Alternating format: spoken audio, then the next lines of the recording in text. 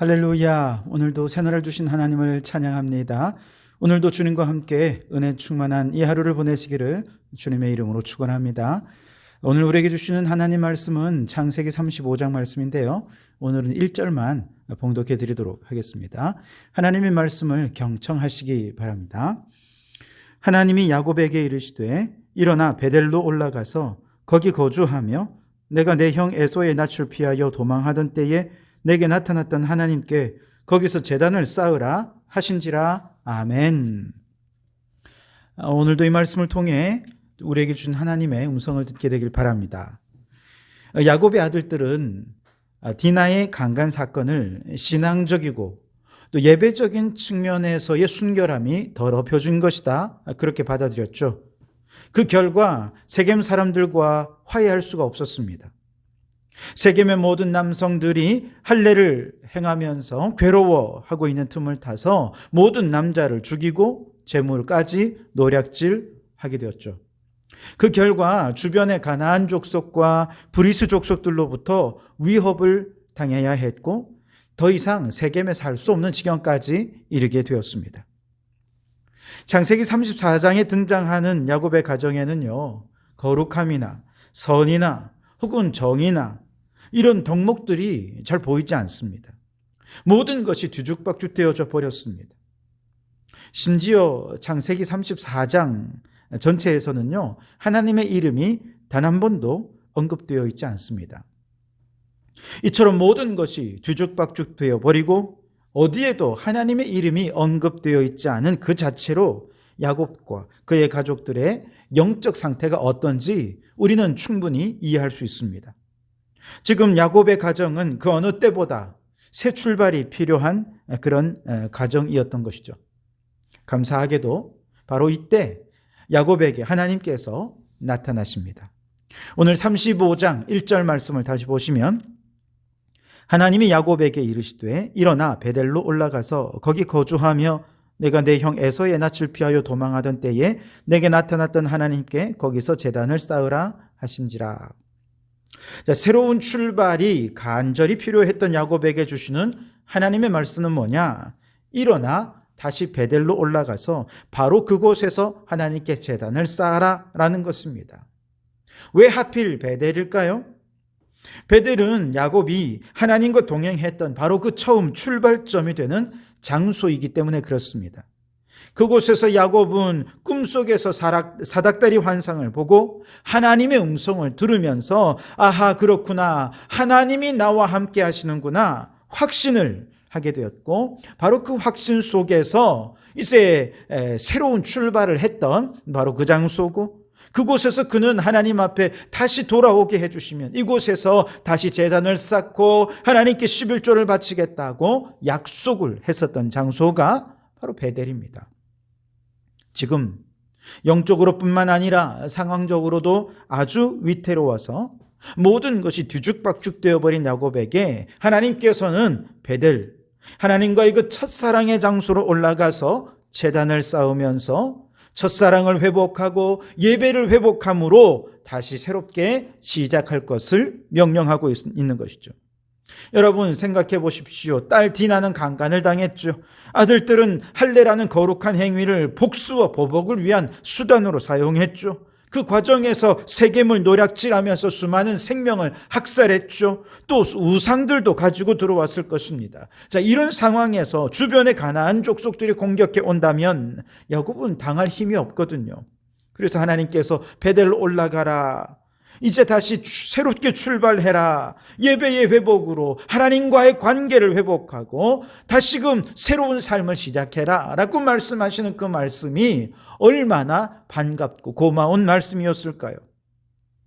마치 예수님께서 첫사랑을 잃어버린 에베소 교회를 향해서 처음 사랑을 가지라고, 이를 위해서 어디서 떨어졌는지 생각하고 회개하고 돌이키라고 말씀하신 것과 같이 야곱에게도 그렇게 첫사랑을 회복할 장소로 베델로 올라가서 예배를 회복함으로 하나님과의 관계를 회복하고, 그리고 그의 인생, 뒤죽박죽된 인생 다시금 하나님 안에서 질서 지우며 새롭게 출발하라 말씀하신 것입니다. 여러분, 오늘 어쩌면 여러분 가운데도 삶의 상황이 사면 초가에 빠져 있고 영적인 면에서 하나님과 첫사랑을 잃어버렸거나 예배의 감동과 헌신을 잃어버려서 야곱처럼 사방으로 위기에 빠져 있지는 않은지요. 그렇다면 다시 하나님을 만났던 나의 베델로 올라가실 수 있기를 바랍니다.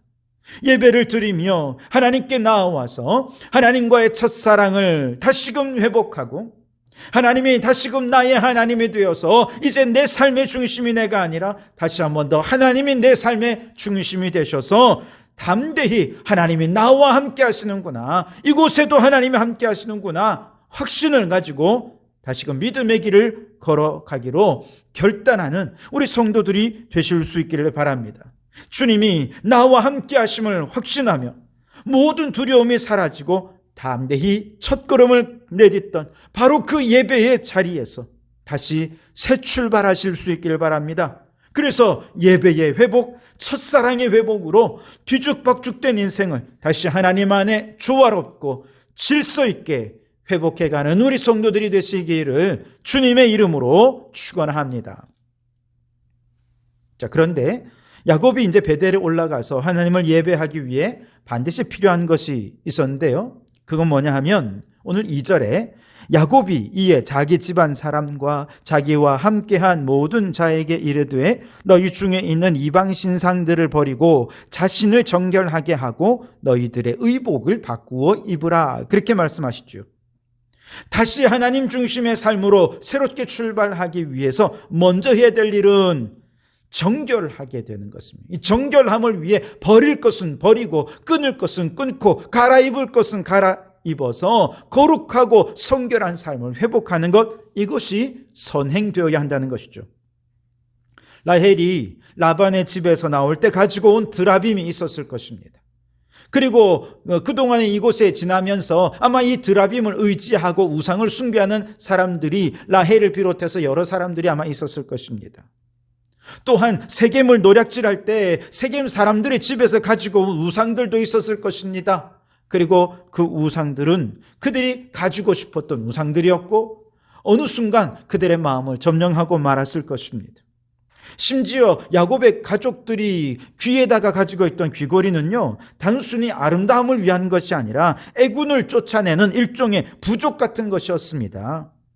이 모든 것을 다 버리고 정결하라는 것이죠. 4절 말씀해 보시면 그들이 자기 손에 있는 모든 이방 신상들과 자기 귀에 있는 귀고리들을 야곱에게 주는지라 야곱이 그것들을 세겜 근처 상수리 나무 아래에 묻었다라고 말씀하십니다.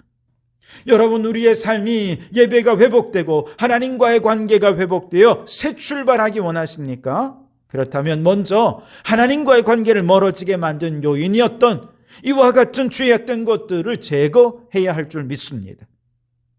안 그래도 디나의 강간 사건을 이스라엘에게 있어서 부끄러운 일, 하나님의 신앙이 우상 숭배자들에 의해 더럽혀진 사건으로 생각하고 있었기 때문에 야곱은 베델로 가기 전에 제일 먼저 이 죄를 벗어나고 죄를 씻어내고 정결하고 거룩한 삶이 되어야 한다, 그렇게 생각했던 것이죠.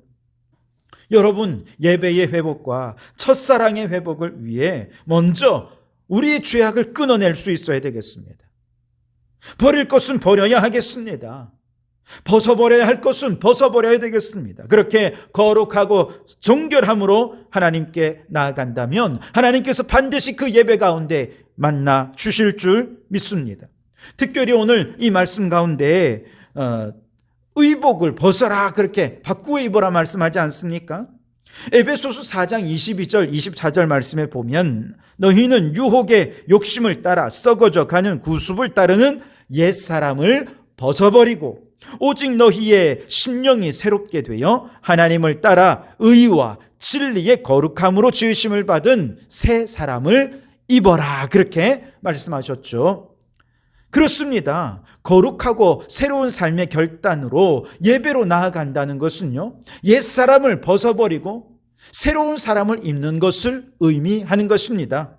그러니 여러분, 예배의 자리로 나아가기 전에 하나님께서 싫어하시는 삶의 습관들, 우리가 그동안 켜켜이 껴입고 있던 그 모든 죄악된 삶의 습관들을 하나하나 분리해내고 벗어내고 다 버려서 이제 주 안에서 거룩하고 의와 진리의 거룩함으로 지으심을 받은 새 사람을 입고 예배의 자리로 나아가서 첫사랑을 회복하고 하나님과의 관계를 회복함으로 여러분의 삶이 새롭게 출발하게 되기를 주님의 이름으로 축원합니다. 이렇게 모든 것을 정결하게 하고 예배 가운데 나아갈 때 어떤 일이 벌어지느냐? 자, 야곱은 정결함으로 베델로 올라가서 제단을 쌓고 그곳의 이름을 엘베델이라고 부르면서 하나님께 예배를 회복했습니다. 첫사랑을 회복했습니다. 새로운 출발이 시작이 되었습니다. 그러자 하나님께서 다시 그에게 나타나셔서 야곱에게 복을 약속해 주십니다. 자, 10절에서 12절까지의 말씀을 보시면 하나님이 그에게 이르시되 내 이름이 야곱이지만은 내 이름을 다시는 야곱이라 부르지 않겠고 이스라엘이 내 이름이 되리라 하시고 그가 그의 이름을 이스라엘이라 부르시고 하나님이 그에게 이르시되 나는 전능한 하나님이라 생육하며 번성하라 한 백성과 백성들의 총회가 내게서 나오고 왕들이 내 허리에서 나오리라 내가 아브라함과 이삭에게 준 땅을 내게 주고 내가 네 후손에게도 그 땅을 주리라 하시고 아멘. 새 출발의 자리에서 야곱은 다시 한 번 더 하나님께서 아브라함에게 주셨던 그 약속, 이삭에게 주셨던 그 약속, 하나님께서 처음 야곱을 만났을 때 주셨던 약속 무엇입니까? 땅의 약속, 민족의 약속, 복의 근원이 되게 해주시겠다는 그 약속을 다시 한 번 더 반복하시면서 약속을 해 주시는 것이죠. 이건 무엇을 얘기하느냐 하면 우리 하나님의 약속이 성취되는 과정에서도 먼저 반드시 필요한 것은 정결한 예배의 회복이 필수적이라는 것이죠. 우리의 삶이 하나님 안에 정결해지고 우리가 하나님 안에 온전한 예배자가 되어야 비로소 하나님의 약속이 성취될 수 있다는 것이죠. 그렇기 때문에 우리가 정결한 예배자가 되는 것은 하나님의 약속이 나를 통해 이루어지는 필수적인 과정이라는 것입니다. 여러분, 올 한 해 우리 성도교회가 복음의 사람 예배자가 되게 하소서 함께 기도하며 예배자가 되기를 찬양하며 예배하며 결단하며 말씀으로 나누고 있지 않습니까?